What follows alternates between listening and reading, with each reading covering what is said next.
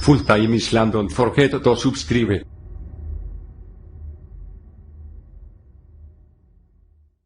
مجید کل نفس ذائقۃ الموت ونبلوکم بالشر والخیر فتنہ والینا ترجعون رب اشرح لی صدری ویسر لی امری واحلل عقدۃ من لسانی یفقہوا قولی۔ ہم سب آج جس موضوع کے متعلق جمع ہوئے ہیں، یہ موضوع ایسا نہیں ہے جس کا سامنا زندگی بھر میں کبھی کرنا ہی نہیں پڑا۔ یہ ایسا موضوع ہے جو ہم میں سے ایک سے تعلق رکھتا ہے، اور وہ ہے ذہنی پریشانیوں کے علاج میں 10 فارمولاز۔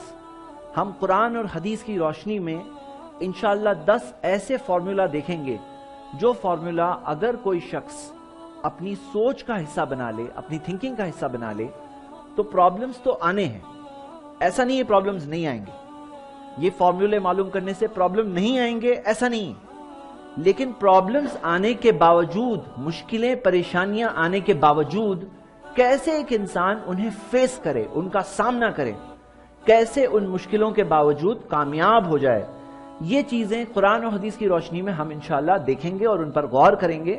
میں آپ سب بھائیوں سے ریکویسٹ کرتا ہوں کہ اگر آپ سمجھتے ہو کہ آپ کی زندگی میں پرابلم نہیں آنے والا ہے، یا مجھے تو کوئی پرابلم ہوتا ہی نہیں ہے، پرابلم نہیں آنے والا ہے تو پھر آپ کے لیے نہیں ہے، لیکن اگر آپ بھی دنیا میں رہنے والے انسانوں جیسے نارمل انسان ہی ہو تو پھر پرابلمز تو آنے ہیں، تو کیوں نہ ایسا کریں، ہم آج یہاں جو بیٹھ رہے ہیں اور 10 باتیں آپ کے سامنے قرآن اور حدیث کی روشنی میں آنے والی ہے، کیوں نہ ایسا کریں کہ یاد کر کے جائیں یہاں سے انشاءاللہ، تاکہ زندگی میں جب بعد میں پرابلم سامنے آتے ہیں، یا ہو سکتا ہے کوئی ابھی بھی پرابلم میں بیٹھا ہوا ہے یہاں، تو وہ پرابلمز کے ٹائم پہ بک کھولنی نہیں پڑے گی، کتاب ڈھونڈنی نہیں پڑے گی، انٹرنیٹ پہ سرچ نہیں کرنا پڑے گا، آپ کو پتا ہونا چاہیے کیا کیا کرنا ہے۔ میرے بھائیوں، قرآن کی آیت میں نے آپ کے سامنے تلاوت کی، یہ سورۃ الانبیاء کی آیت ہے، سورہ 21 آیت نمبر 35۔ اللہ رب العالمین نے فرمایا کل نفس ذائقۃ الموت، ہر نفس کو موت کا ذائقہ چکھنا ہے، وَنَبْلُوكُمْ بِالشَّرِّ وَالْخَيْرِ فِتْنَةً، میں تمہیں آزماؤں گا شر سے، میں تمہیں آزماؤں گا شر سے، شر جسے تم اپنے لئے برا سمجھتے ہو، جو حقیقت میں برا ہے یا نہیں وہ الگ بات ہے۔ وَنَبْلُوكُمْ بِالشَّرِّ، میں تمہیں شر سے آزماؤں گا، وَالْخَيْرِ، خیر سے آزماؤں گا، فتنہ آزمائش کے طور پر، وَإِلَيْنَا تُرْجَعُونَ، لیکن تمہیں میرے پاس ہی واپس آنا ہے۔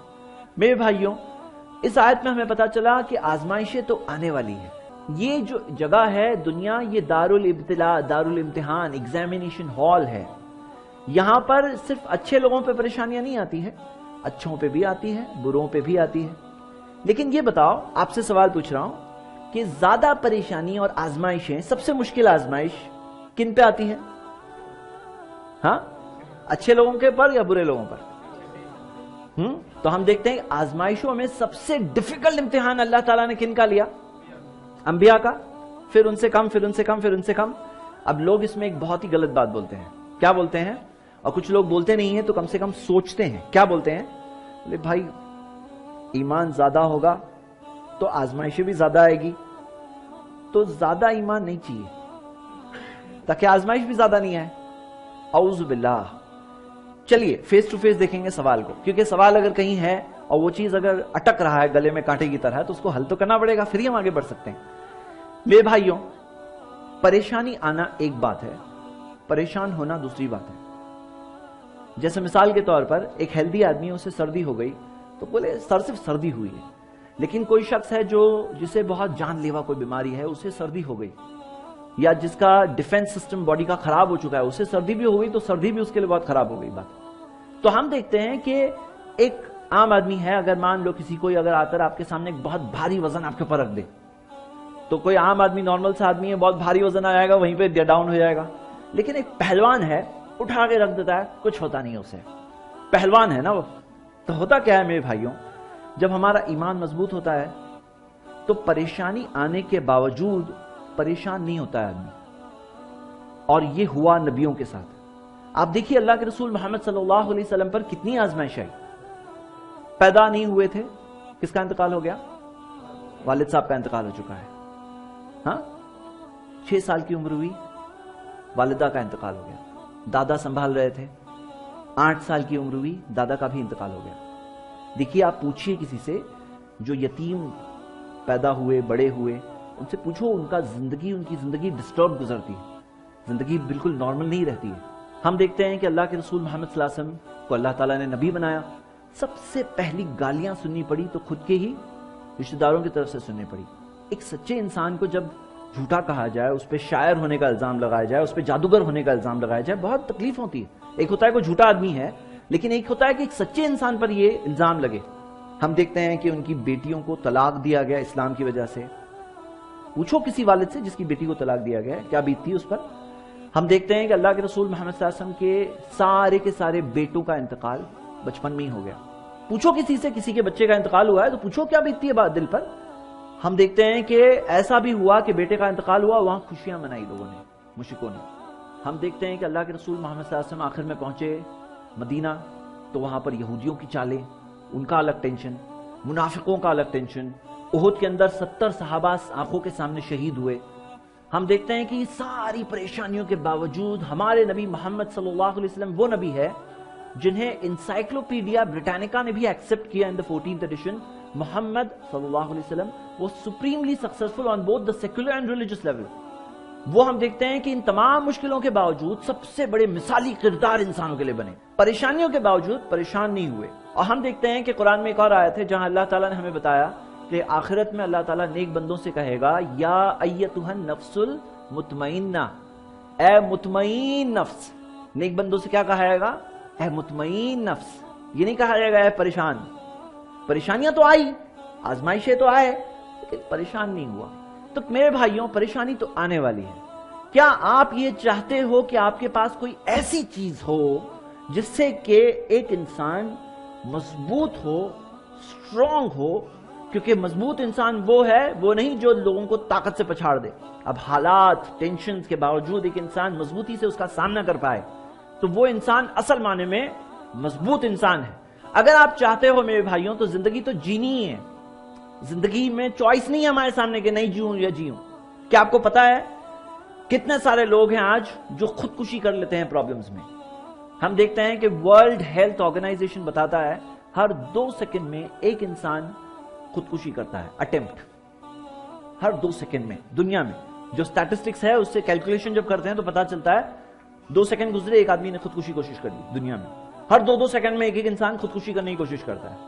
لیکن ایک عجیب بات یہ بھی بتاؤں گا کہ ورلڈ ہیلتھ آرگنائزیشن سٹیٹسٹکس سے پتا چلتا ہے کہ 20 لوگ خودکشی کرنے کی کوشش کرتے ہیں تو ایک ہی مرتا ہے، 19 مرتے ہی نہیں، ان کی موت نہیں لکھی تھی۔ اور جو ایک مر گیا نا وہ خودکشی نہیں کرتا تو بھی مر جاتا کیونکہ اس کی موت کا وقت آ گیا تھا۔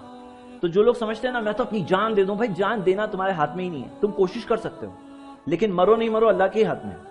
19 لوگ مرتے ہی نہیں ہے 20 میں سے، 20 میں سے ایک انسان مر رہا ہے، کیا پتا چلا؟ زندگی موت ہمارے ہاتھ میں ہے ہی نہیں۔ اللہ تعالیٰ نے جب موت لکھی ہے تب آئے گی، لیکن ہاں جائز طریقے سے مرتے ہو، حلال طریقے سے یا حرام موت مرتے ہو، جہنم کی آگ میں ہمیشہ سزا پانے والی موت مرتے ہو، کیونکہ من قتل نفسہ بشیء عذب بہ فی نار جہنم، صحیح بخاری کی حدیث ہے، جو شخص اپنے آپ کو کسی چیز سے قتل کرتا ہے اسے اسی چیز سے جہنم کی آگ میں سزا دی جائے گی۔ تو میرے بھائیوں پرابلمز کے اندر کیا ہوتا ہے؟ کچھ لوگ خودکشی تک پہنچ جاتے ہیں، کچھ لوگ بیماریوں سے نپٹتے رہتے ہیں، پریشانی کی وجہ سے ٹینشن ہو جاتا ہے، بہت سارے پرابلمز کی وجہ سے بلڈ پریشر کی پرابلم ہو جاتا ہے، کچھ لوگوں کو ہارٹ کی ڈیزیز ہو جاتی ہے، کچھ لوگوں کو الگ الگ طرح کی بیماریاں ہو جاتی ہے۔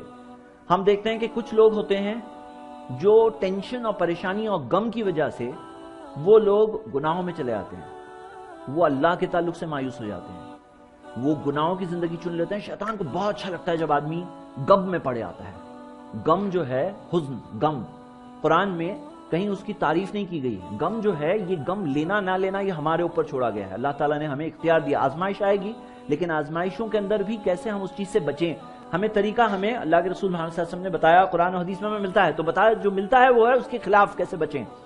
تو میرے بھائیوں کچھ لوگ ہوتے ہیں جو ریاکشنری بن جاتے ہیں، جیسے آپ کسی ڈان کی کہانی پڑھو گے تو وہ ڈان بولتا ہے میں جاب لینے کی کوشش کر رہا تھا لیکن جاب میں انٹرویو دیا نہیں، دیا آخر میں جاب نہیں ملا تو میں ڈان بن گیا، وہ ریاکشنری۔ اور کئی ساری ظالم ساس ہوتی ہیں، ان کی کہانی کیا ہے؟ جب وہ بہو تھی تو ان کی ساس نے ان پہ بہت ظلم کیا، پھر آخر میں وہ ریاکشن میں آ گئی۔ تو ہم دیکھتے ہیں کہ کیسے کوئی انسان ریاکشنری بھی نہیں بنے، ایکشن کرے ریاکشن نہیں، کیسے کوئی انسان صحیح چیز پر چلے، کیسے ڈٹے رہے، کیسے پرابلمز کے باوجود نہ ٹوٹے، کیا طریقہ ہے؟ دیکھو یہ کوئی پروپیگنڈا نہیں چل رہا ہے، یہ ریئل بات ہے، یہ طریقہ قرآن و حدیث میں ہے۔ اور قرآن کی آیت پڑھیے سورہ آل عمران کی، سورہ 3 آیت نمبر 139، وَلَا تَهِنُوا، کمزور مت پڑھو، وَلَا تَحْزَنُوا، غم میں مت آ جاؤ، وَأَنْتُمُ الْأَعْلَوْنَ إِن كُنتُم مُؤْمِنِينَ، تم ہی غالب رہو گے، تم ہی اعلیٰ رہو گے، ٹاپ پہ رہو گے اگر مومن ہو تو، ایمان ہے تو۔ اور بہت سی مثالیں ہیں، بہت سی مثالیں ہیں، جیسے کہ ہم درس کے دوران انشاءاللہ کئی مثالیں دیکھیں گے۔ تو آئیے سٹارٹ کرتے ہیں فارمولاز۔ سب سے پہلا فارمولا ایمان۔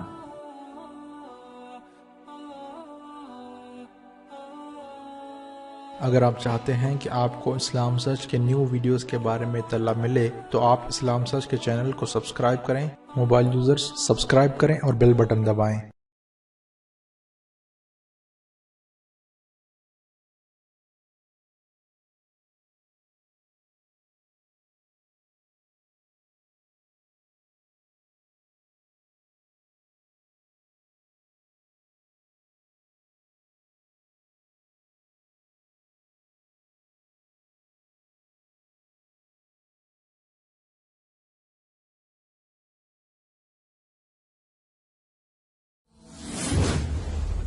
Full time Island, don't forget to subscribe.